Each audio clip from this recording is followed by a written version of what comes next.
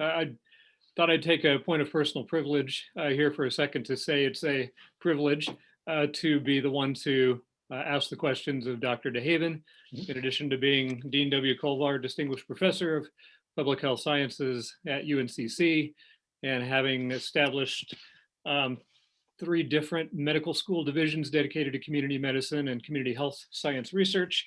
He is also the executive director of the U City Family Zone right here in Charlotte. And I had the privilege of serving on the steering committee with him. And so thank you for the privilege of being able to introduce Mark and be able to ask him a few questions. And so, Mark, I just want to dive right in if we could. Do you think that many in Charlotte are aware of the structural racism built into our healthcare policies in Charlotte?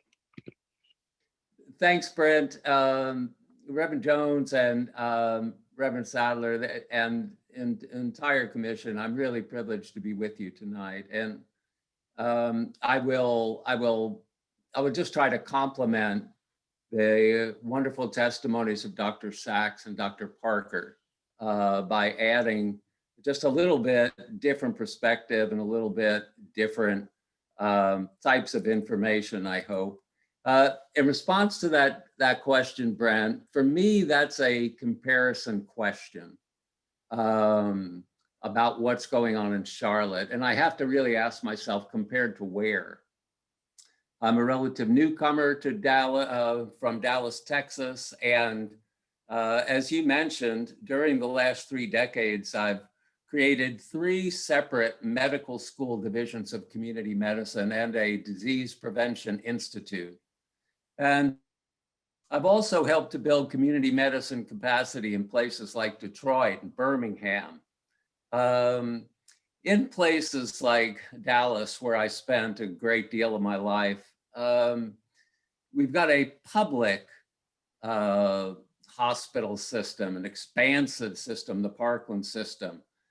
Same is true of places a little closer by, like Atlanta, with the Grady Memorial Hospital. And these things are supported by the county and county commissioners. And in the case of Dallas, an expansive community-oriented primary care system, clinics, 26 throughout communities, mostly underserved, vulnerable communities. And I've also participated in developing this type of capacity in South America, Mexico, Asia, and Africa.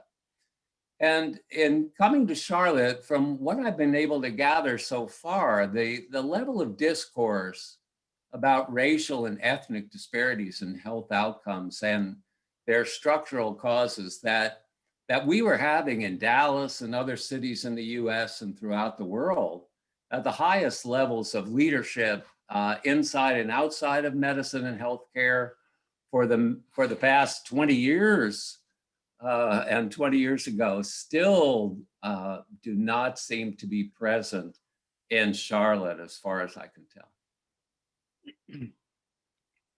Mark, give us some examples or share with us how the environment actually plays a role in chronic illnesses and health outcomes.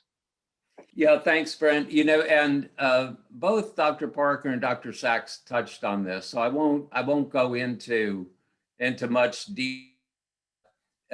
Essentially, there are 3 different ways. There are the natural environment, the built environment, and then the social environment. And toxic air and water, things we see that happened and are still happening in Flint, for example, Flint, Michigan, related to toxic environmental conditions is a significant concern, and it's part of the structural racism I think we're talking about today. But the area where I've worked most is in the area of the built environment. And Dr. Parker touched on this also. Unsafe city environments, lack of sidewalks, lack of access to healthy foods, lack of adequate street lighting, packs of dogs, things like that. And if you take the combination of the built environment and also the natural environment, Dr. Sachs also mentioned this idea of the enormous stress load. We call that in medicine allostatic load, which over the life course contributes to this perpetual chronic inflammation and then the subsequent and related chronic diseases that come along with that. And then, of course, we have the social determinants of health, things like education and food security and economic opportunity and housing stability. And all combined, these factors account for about 80% of healthcare outcomes, and particularly vulnerable populations in underserved communities are where we see these things playing out. Mark, drawing on your significant domestic and international experience, what can hospitals, public officials, and universities do to support more people of color becoming doctors and specialists? Yeah, Brent, another great question. There is an enormous debate occurring right now in medicine. Leaders in healthcare reform, people like Donald Berwick and Sandro Galea, continue to emphasize that medicine has an extremely important role to play in advocacy related to all aspects of healthcare reform, including workforce issues.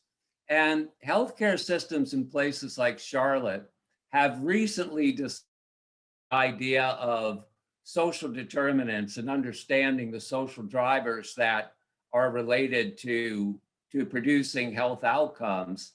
But what Berwick and others are saying is that's not enough, that healthcare really needs to advocate vocally and consistently for changing the systemic factors in the community that are contributing to health inequities in the first place.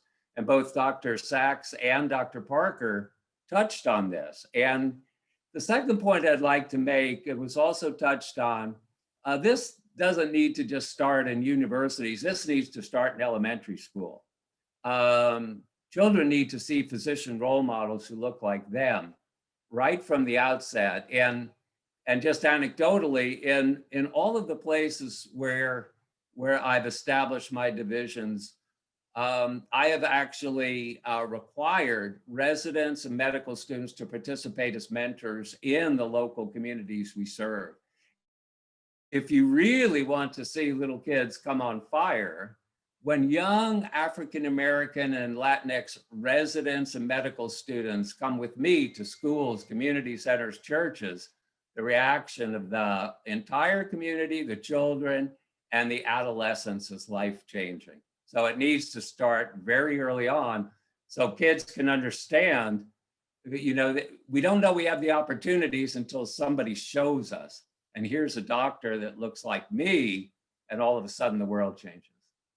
Mark, focusing on healthcare access and outcomes, what would you tell those of us who are gathered here about ways that we can eliminate racial bias when it comes to these things, healthcare access and outcomes? Yeah, the first thing, Brent, is we have to name it, know what it is, know what it isn't, and then describe it. And I want to read to you something I wrote in 2007. The Journal of the American Board of Family Medicine asked me to write an advocacy piece. And then in response to the World Health Organization asking me to do the same thing just this year, I started off with a quote from my 2007 piece. And the reason I did that, because nothing has changed. And here it is. Present healthcare system model in the US does not work. This is from 2007. Perpetuates unequal access to care, favors treatment over prevention, contributes to persistent health disparities and lack of insurance. The vast majority of those who suffer from preventable diseases and health disparities are minorities, Native Americans, Hispanics, and African Americans, and those of lower socioeconomic status. Because the nation's poor are most affected by the built-in inequities in the healthcare system, and because they have little power, policymakers have been able to ignore their responsibility to this group.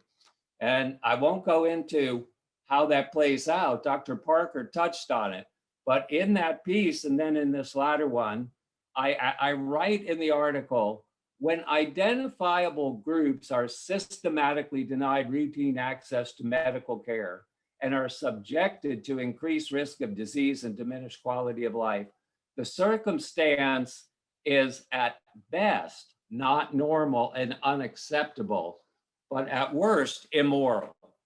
And I think it starts right there.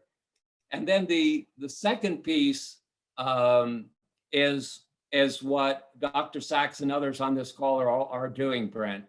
All of my work for the last 30 years has been directed at producing something that can respond to the needs of minorities and the poor, and under-resourced communities, because we do not have universal health care and we do not have what's called primary health care, which combines clinical science and population science.